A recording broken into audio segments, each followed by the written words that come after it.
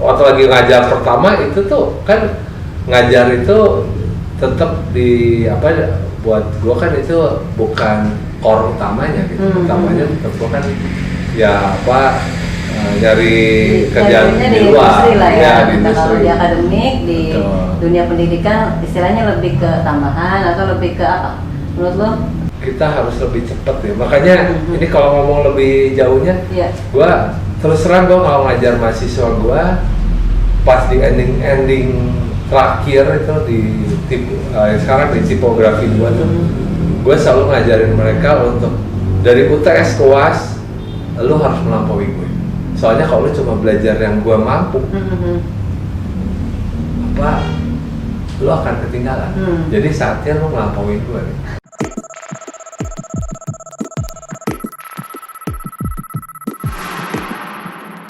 Ya, itu susah-susah gampang ya kalau gue lihat. Ini kan masalahnya kan kalau kita benar-benar mikirin serius gitu. Waktunya Betul, nggak ada waktunya. Ya itu kan apa ya? Pecut-pecut gitu kan?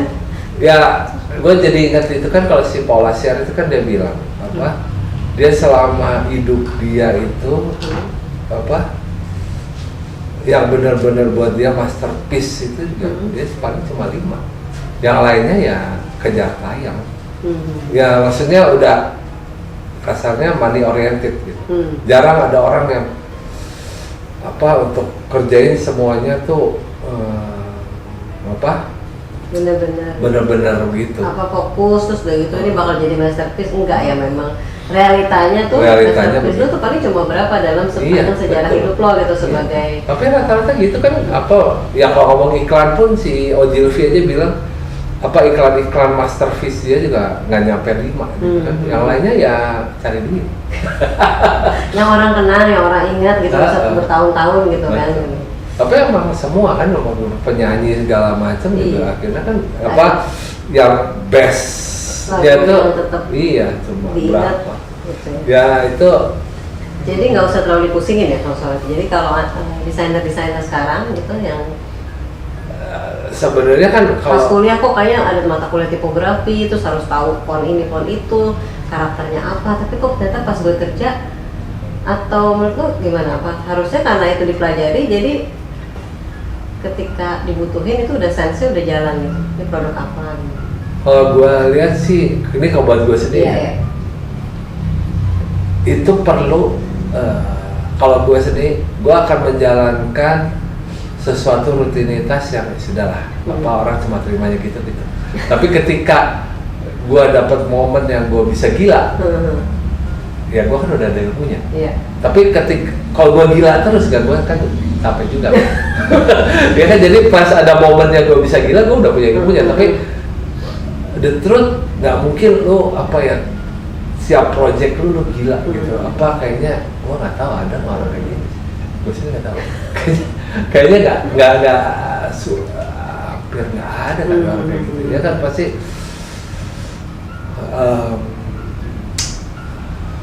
apa itu ya ibaratnya mungkin dari selama setahun proyek gila lu 10% lah, 90% itu udah ya lu biar daily rutin lo gitu kan. Tapi kalau lu rutin terus ngelakuin itu, lu kayak zombie kan jadinya udahlah gitu, nggak ada apa ya hidupnya gitu-gitu aja gitu kan. Tapi begitu lu dapat sesuatu yang momennya kalau nggak apa ya pokoknya ada sesuatu yang lu bisa bikin gila, ilmu lu udah ada. Tapi kalau gila terus kayaknya enggak lah. Tapi emang mungkin tadi dikaitin sama situasi ini kan cuma sebagian kecil ya kalau desainer yang kerja di in-house gitu kan, terus dia ngerjainnya lebih fokus ke support marketing, sales, sosmed dan ads. Tapi kan tetap peranan desainer yang misalnya jadi branding atau di apa ya kayak thinking room gitu kan, kayak Ruby Job yang memang fokusnya untuk bikin identity, logo gitu kan, tuh pasti mau nggak mau itu tipe ya istilahnya ini yang utama yang mesti kulik yang mesti Tapi ya ini sorry banget sih ini bukan gue sih yakin tapi walaupun ya itu harus cross check si Eric Wijaya. Dia nggak mungkin semua proyeknya ideal enggak lah.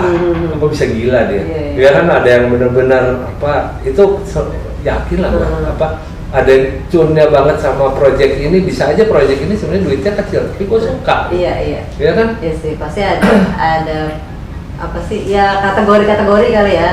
Ya kan, gue sempat dengar gitu sih, mana yang emang ya tadi proyeknya menarik tapi duitnya kecil, tapi pasti kan nggak mungkin jujur gitu, oh yang ini gue biasa aja, ini enggak kan gitu.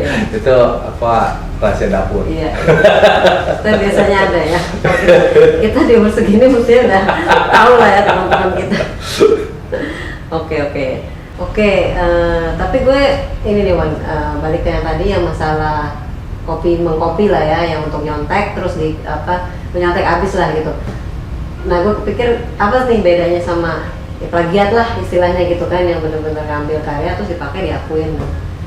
Gimana nih biar teman-teman juga nggak ini persepsi atau tangkapnya nggak salah. Maksudnya gue nyontek itu dalam artian ini melatih kepekaan rasa sih sebenarnya, maksudnya itu ya. Jadi jangan disalahartin sebagai bukan ya, seperti siapa yang pernah ngomong ke gue itu Papirus. Ya kan dia bilang selama lo lagi proses belajar, nyontek itu nggak apa-apa gitu. Tapi pas lo udah kerja, ya lo jangan begitu. Tapi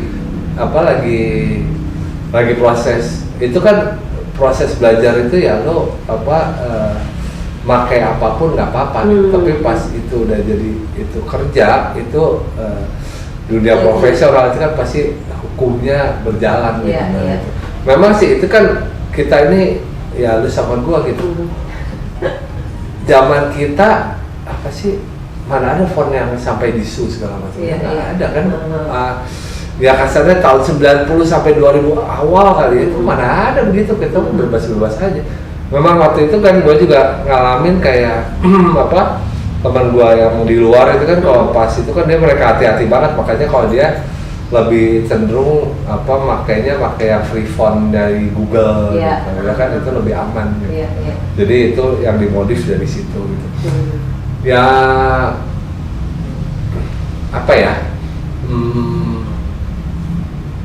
pasti sih kalau kebenturnya saya juga ya kadang-kadang baru kaget sih pas lagi teman gua yang dari luar cukup khawatir dengan takut disu segala macam gitu. Orang gua kan dari dulunya cuek gitu sebelum gitu kan. Ya kan, ya lu juga pasti cuek kan dulu begitu. Ya kan, coba tiba-tiba kan ini tapi kalau kita usaha sendiri kali ya, kalau kita di kantor agensi mungkin ya, tapi banyak juga sih agensi yang nggak peduli juga.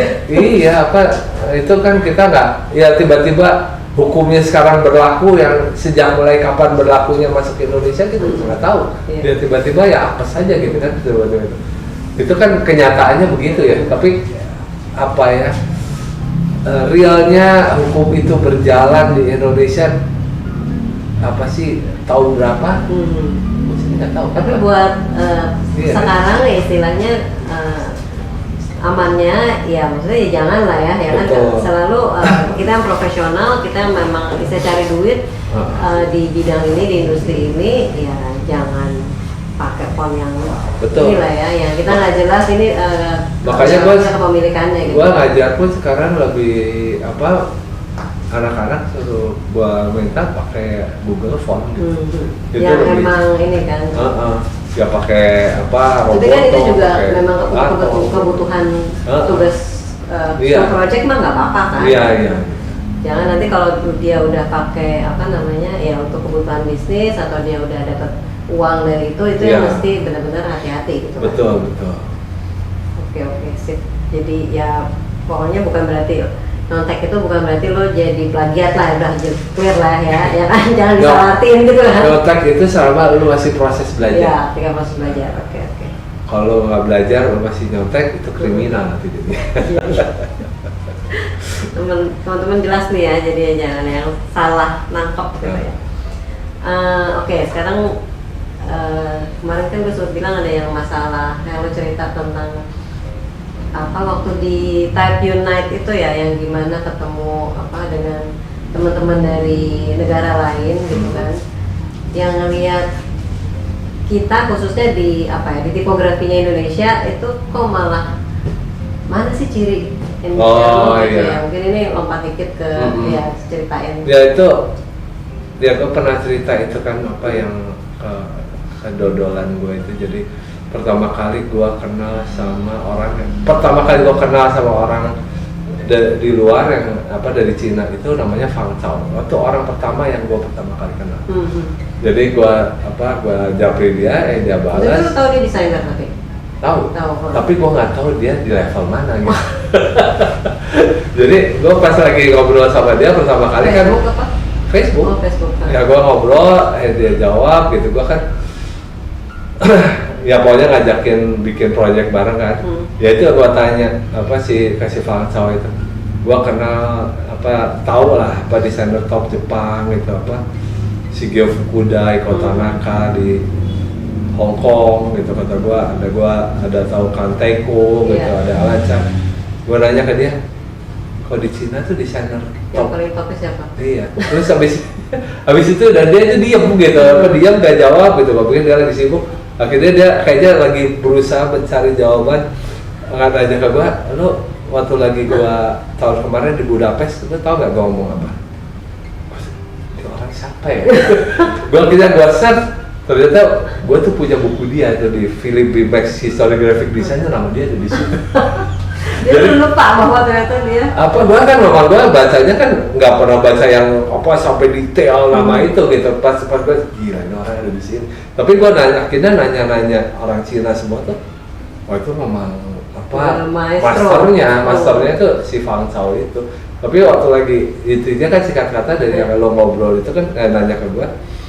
Ya gue tuh, dia pernah nanya ke gue, gue boleh dong anak lo mahasiswa lo tipografinya kayak apa? Ya karena gue ngerasa gue berhasil, gue pakai bukunya Rob Carter itu, gue kasih lihat dia. Nih mahasiswa gue, karena gue senang itu bagus. Terus si Fang Chao itu bilang gitu, iya bagus, tapi ini kok barat banget ya. Barat banget. Indonesianya mana?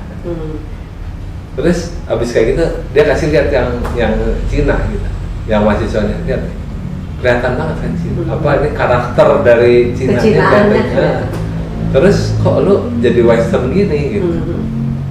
Itu bener-bener gua kerasa kegampar sih.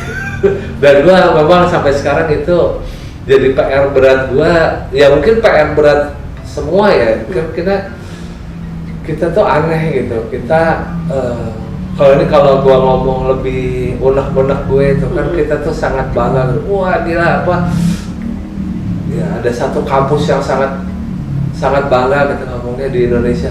Oh kita Bauhaus banget gitu. Gua kadang-kadang mau dengar gitu. Gara-gara si Fang Chao itu ngomong gitu. Kayaknya kita ada yang salah sih. Gak maksudnya kan gini. Nggak mungkin orang barat pengen belajar ke Indonesia, pengen belajar golden section itu nggak mungkin. Dia kan pengen belajar ke kita, pengen tentang belajar Bauhaus. Tentang Bauhaus. Kayaknya itu orang bule goblok. Ngapain ke Indonesia bisa untuk belajarin gituan ya? Makanya ya gua kayak si Prijotomo itu dari arsitek itu, dia kan memang orang arsitek itu, dia kan makanya larinya kan ke Primbon arsiteknya.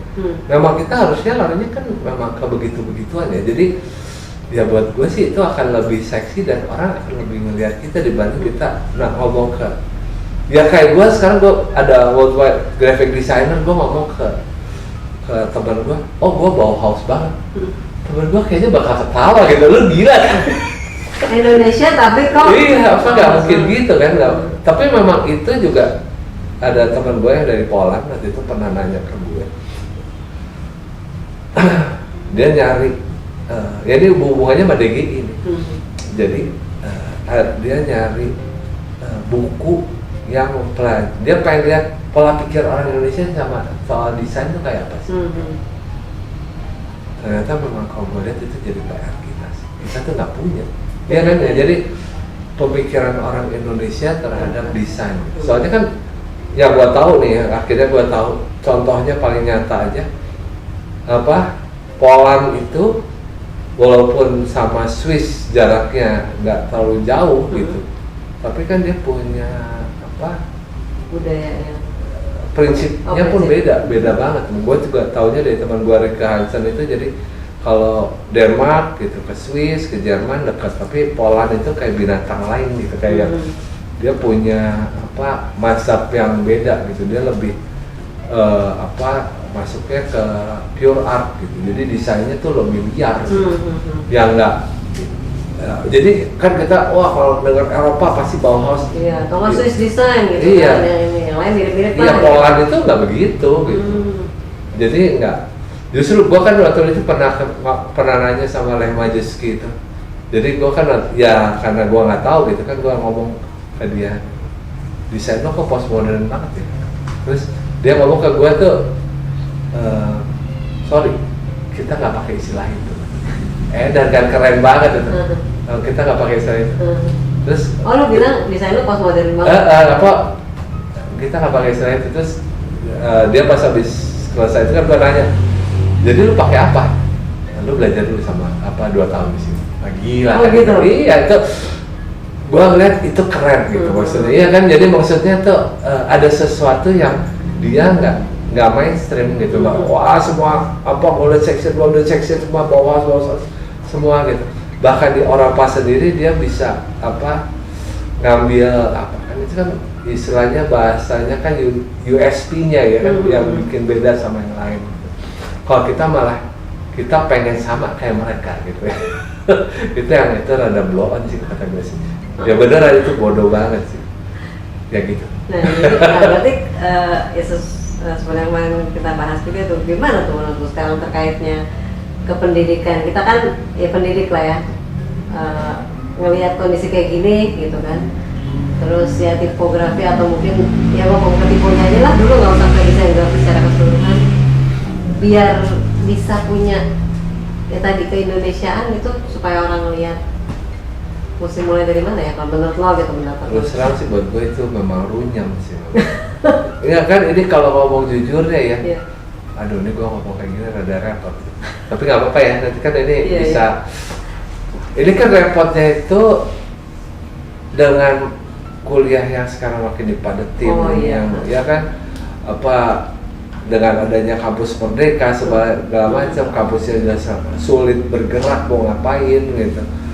Apa ini juga pertanyaannya kan balik lagi kan selalu mau orientasi industri. Definisi industri di desain itu yang mau dikejar kayak apa, ya kan? Kan ada, kita kan ini tuh industri, nggak tahu ya. Ini kan memang ini mungkin jadinya nggak tahu yang bisa jawab dari siapa. Ini kan industri jangka pendek atau industri jangka panjang, ya kan? Kalau gue lihat sih terus terang yang pendek ya, maksudnya yang sekarang lagi tren apa? Iya, kalau sekarang kan jangka pendek yang udah lah. Ikutin. Udah jalan ini, makanya kan yang penting anak itu keluar, anak itu nggak nganggur, gitu kan? Bisa cepat dapat kerja, gitu kan? Tapi kan dengan cara begitu, tapi kalau gue lihat kan jadi apa sisi idealismenya hilang, ya kan? Jadi untuk berpikir yang apa sih? Untuk yang mikir kadang-kadang mungkin gue sekarang belum dapat duitnya gitu, tapi ini gue punya apa planning ke depan lebih jauh, tapi ini kan rodanya jadi makin cepat banget, dan kapasitas apa ya, kampus sebagai istilahnya orang bilang laboratorium lah, eksperimen udah hampir susah ya nemuin waktunya karena udah dikejar-kejar target, semester diperpendek tadi, yang penting harus selesai gitu kan, yang penting anak-anak selesai dapat kerja gitu kan, jadi kan begitu. Jadi iya. Ya itu yang dilematisnya istilahnya ya kalau kita berarti. Jadi kita mau kasih saran juga gimana kalau dari lo misalnya apa sebenarnya kalau nggak ada kayak gini-gini, nggak ada percepatan, nggak ada apa, menurut lo idealnya mungkin? Idealnya kan mestinya kan tiap kampus itu mestinya punya idealisme yang ya mungkin kerja apa ya, ada mungkin ya dalam tanda kutipnya kayak bagi-bagi jatah gitu. Misalnya ini gue nggak usah sebut brand lah ya, kampus A di Jakarta ada akhirnya akan mendalaminya tipografi Sunda, yang B tipografi Jawa, ini tipografi Batak, ini tipografi apa. Jadi itu kan kaya gitu, Hmm. ya kan. Jadi bukannya semuanya Berat. apa di Indonesia tuh apa, woi gila, gua jago banget Helvetica gitu. Enggak, itu lucu beneran. Kayak bahkan teman gua kayak contohnya di Iran segala macam, itu kan dia kan jagonya Persia gitu. Dia kalau malah untuk teks apa body text ininya dia pakai Arial aja buat dia, soalnya itu buat nggak penting gitu mau pakai Arial atau apa, karena itu bukan apa sih, bukan core-nya gue gitu. Buat gue bukan etrek-etrek gitu ya, gue Persianya gue gitu yang dibanggain itu. Tapi kan kalau kita kan apa, semakin kita jadi orang bule kayaknya kita makin jago gitu. Kayaknya kan dia kan jadi gitu kan, apa kayaknya apa, ini gue semoga nggak ada yang tersinggung gitu. Iya. Kayaknya kan Kita saling sharing aja. iya kan, kayaknya kalau kita filsafatnya makin barat gitu, wah kita tuh makin Keren. kalau ini kalau kata ini gue baru kemarin dari Pak Acep Iwan Saidi itu, dia baru ngomong kita tuh memang inlander. Mental terjajah. Jadi pokoknya kalau serba yang bule itu wah kayak kita tuh kayaknya bangga banget gitu. Itu kalau kata dia tuh kita memang mental inlander. Oke. Kayaknya udah banyak banget nih ngobrolnya. Mungkin ya penutupnya deh, Wan, kalau buat sesi tentang T-Point. Jadi menurut lo kalau lo mau misalnya mau kasih apa ya, semacam encouragement atau apa gitu buat mungkin yang muda-muda yang masih kuliah TKP, kalau yang seneng punya ketertarikan ke typo, atau yang mungkin jadi desainer udah profesi. Kalau gue sih mungkin ya, dia kalau ngomong tipe ya, kayaknya memang kita itu bodo amat terlepas lu kampus apa, univ apa, atau segala macam, bikin community tapi yang jelas kita tuh mau apa, yang apa mau ngurusin apa tipografi aksara Sunda kayak atau apa gitu, tapi itu ada sisi idealisme lu yang keluar untuk itu gitu. Jadi bukan sisi idealisme lu yang pengen gimana gua makin menjadi orang barat. Itu kayaknya rada bodoh sih buat gue sekarang. Bener-bener bodoh. Walaupun gua untuk itu ya kalau dilihat kita kan umurnya nggak usah sebut umur ya. Nggak tahu juga sih. Ya maksudnya kalau kita ngejar itu kan kita kan sebenarnya sadarnya ya kalau buat kita sadarnya kita kan telat, tapi Terlambat, iya ya. tapi ya biar yang lain nggak telat ya kita. iya gitu. maksudnya harus ada sisi idealisme dari yang muda-muda itu untuk apa ya, soalnya itu aset. Ini gue sedikit aja gue bilangin, gue tuh lagi di Korea, itu gue digampar lagi sama mahasiswa Korea. Jadi kayak gue mahasiswa nih. iya, jadi pas lagi gue lagi di Namseol University itu kan gue kasih lihat tuh gue apa eksperimen tipografi gue gitu. Iya. Tugas mahasiswa juga. Dan dia dengan kalau kata gue sih dia apa pertanyaan dia polos tapi itu menyakitkan gitu. Apa namanya? Dia kok lu pakai huruf Latin ya? Kok emang Indonesia nggak punya huruf apa ya huruf daerahnya gitu. Ya gue bilang, lu pertanyaan lu bagus sekaligus menyakitkan. Ya memang itu gue bilang itu memang gobloknya kita. Kita nggak apa Nggak pernah gitu. mengeksplor. Nggak, tapi itu kan lucunya orang luar nanya kita Iya, itu gitu terus ya. dan kita udah tahu itu kan demand gitu. Tapi kitanya malah menjauh gitu kan, tolol ya. Ya kan itu kan tolol gitu. Udah ya. Ya bisa buat bahasan berikutnya tuh. Tadi tanya kenapa gitu, kenapa dipertahankan gitu. Ya oke.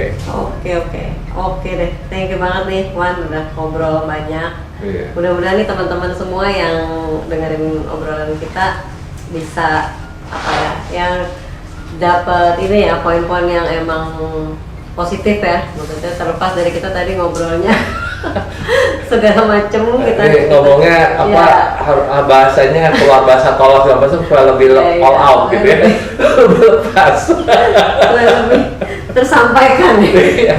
Oke, thank you Wan buat Iya. ngobrol. Kita ketemu lagi nanti di topik berikut ya. Oke. Thank you banget. Oke, See you. semua. Thank you.